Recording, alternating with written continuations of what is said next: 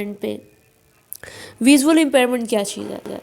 Visual impairment जो है वो ये है कि डेफिनेशन जो इसकी ये है, visual impairment including blindness means an impairment in vision.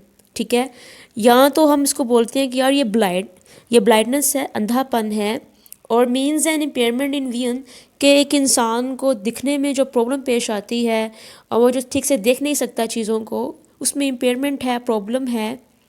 दूसरा ये है कि इवन व्हेन करेक्टेड, यानी कि जब करेक्ट भी किया जाए, मैग्नीफिकेशन यूज़ की जाए, ग्लासेस यूज़ की जाएँ, फिर भी उसको देखने में प्रॉब्लम आए, adversely affects a child's education performance, और ये चीज़ उस चाइल्ड की जो एजुकेशन परफॉर्मेंस है उसको बहुत ज़्यादा मुतासिर करे। हम बोलते हैं कि इसको विजुअल इम्पेयरमेंट।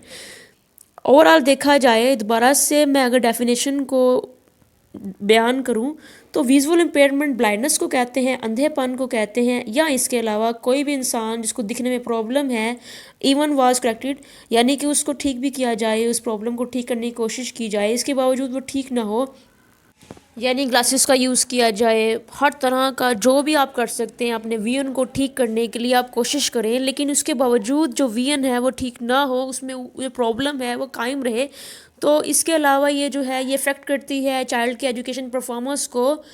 तो ये तमाम डेफिनेशन है विजुअल इम्पेयरमेंट की। ठीक है जी, जैसा कि अब हमारे पास क्लासिफिकेशन ऑफ विजुअल इम्पेयरमेंट है, उसके अंदर सबसे पहले तो विजुअल इम्पेयरमेंट क्या चीज़ है, umbrella term for total blindness and partial site. ठीक है जी, यानी कि जो विजुअल इम्पेयरमेंट की जो पहली क्लासिफिकेशन है वो है विजुअल इम्पेयरमेंट ही है वो, जो कि एक अम्ब्रेला टर्म है फॉर टोटल ब्लाइंडनेस या फॉर पार्शियल साइट के लिए। ठीक है, एक बंदा जिसको दिखता ही नहीं है, या अगर दिखता है तो सही दिखता नहीं है, तो ये है जनाब विजुअल इम्पेयरमेंट की पहली क्लासिफिकेशन, जो खुद ही एक विजुअल इम्पेयरमेंट कहलाती है। दूसरी जो है इसकी वो है पार्शियल साइट। दूसरी क्लासिफिकेशन ऑफ विजुअल इम्पेयरमेंट की पार्शियल साइट का मतलब ये है, can read print through use of large print and magnification. एक पर्सन जो प्रिंट पढ़ सकता है सिर्फ तब जब उस प्रिंट को बहुत बड़ा बड़ा करके उसमें अल्फाज को लिखा गया हो, या उसने मैग्नीफिकेशन का यूज़ करे, ग्लासेस वगैरह का यूज़ करे, तब उस बंदे को कहा जाता है कि ये पार्शियल साइट, इसको इम्पेयरमेंट है विजुअल, जो कि पार्शियल साइट कहलाती है। नंबर 3 पर है ब्लाइंड। ब्लाइंड जो क्लासिफिकेशन है विजुअल इम्पेयरमेंट की, इसका मतलब ये है कि inability to read large print even with magnification. एक बंदे को बड़ा सा प्रिंट दिखाया जाए, बड़ा सा लिख के दिखाया जाए, और उसको मैग्नीफिकेशन भी दे दिए जाए, ग्लासेस का यूज़ करने को बोल दिया जाए, सो वो सब कुछ यूज़ कर सकता है जिसके ज़रिए कोई चीज़ बड़ी दिखे और वो पढ़ सके, लेकिन वो फिर भी ना पढ़ पाए, तो हम कहेंगे ये बंदा ब्लाइंड है।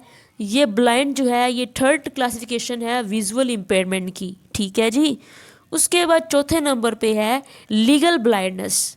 लीगल ब्लाइंडनेस क्लासिफिकेशन में ये कहा जाता है कि इक्विटी ऑफ 20/200, एक आम नॉर्मल इंसान 200 तक देख। ठीक है जी, यानी कि हर बंदा जिसकी आंख ठीक है, बिल्कुल तंदुरुस्त है, उसकी आइज़, वो 200 फीट तक देख सकता है, लेकिन वो बंदा जो सिर्फ 20 फीट तक देख सके, ऐसे इंसान को बोला जाता है कि इसको लीगल ब्लाइंडनेस है। ठीक है जी, तो ये हो गया लीगल ब्लाइंडनेस। इसमें हमने पढ़ा है अभी तक visual impairment, partial site, blind and legal blindness. इसके बाद जो नेक्स्ट क्लासिफिकेशन है विजुअल इम्पेयरमेंट की वो है ट्रैवल विजन। ट्रैवल विजन जो है ability to see 5 to 10 feet which a normal eyes can see at 200 feet। एक नॉर्मल इंसान 200 फुट तक देख सकता है जिस चीज़ को, उसको एक ऐसा इंसान जिसको विजुअल इम्पेयरमेंट है वो सिर्फ और सिर्फ 5 फीट तक या 10 फीट तक देख सकता है, या 5 to 10 फीट के दरमियान सिर्फ देख सकता है। ऐसे बंदे को बोला जाता है कि इसको ट्रैवल विजन है। ठीक है जी, तो ये भी विजुअल इम्पेयरमेंट की क्लासिफिकेशन में से एक क्लासिफिकेशन है। उसके बाद नेक्स्ट पढ़ते हैं, जो नेक्स्ट है वो है लाइट परसेप्शन। इसमें क्या होता है, ability to distinguish a strong light at a distance of 3 feet. एक पर्सन जो 3 फुट के फासले पर बहुत ही स्ट्रॉन्ग लाइट जो है उसके बारे में बता सकता है कि यहाँ पे एक स्ट्रॉन्ग लाइट मौजूद है, लेकिन अगर 3 फुट के फासले पर कोई पर्सन खड़ा होके अपने हैंड के साथ उसको मूव करता है अपने हैंड्स को, तो वो नहीं देख सकता ये शख्स जिसको लाइट परसेप्शन है, ठीक है। यानी 3 फीट के फासले पर वो लाइट जो है, बहुत स्ट्रॉन्ग लाइट को देख सकता है, लेकिन कोई इंसान वहाँ पे स्टैंड होके अपना हाथ मूव करे तो वो उसको नहीं दिखेगा। इसको हम बोलते हैं लाइट परसेप्शन। उसके बाद हमारे पास आती है टोटल ब्लाइंडनेस। टोटल ब्लाइंडनेस के अंदर inability to recognise a strong light directly into the eyes. इस बंदे की आइज़ पे डायरेक्ट भी अगर आप लाइट जो है वो, यानी अगर किसी शख्स की आंखों पर स्ट्रॉन्ग लाइट पड़े, वो तब भी जान ना सके कि उसकी आंखों पे स्ट्रॉन्ग लाइट पड़ी है कि नहीं पड़ी, तो इट्स मीन कि उसको टोटल ब्लाइंडनेस है।